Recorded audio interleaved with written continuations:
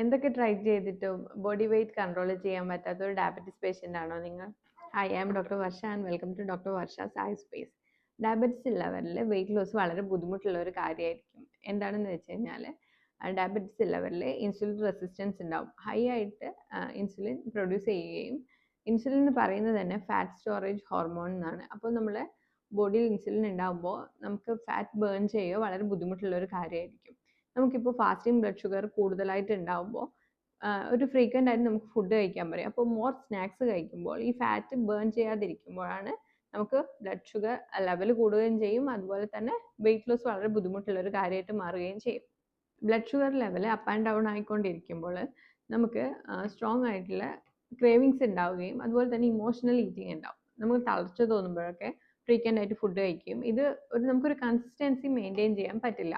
അതുകൊണ്ടാണ് ഡയബറ്റീസിൽ കൂടുതലായിട്ടും weight gain ചെയ്യുന്നതായിട്ട് കാണപ്പെടുന്നത്.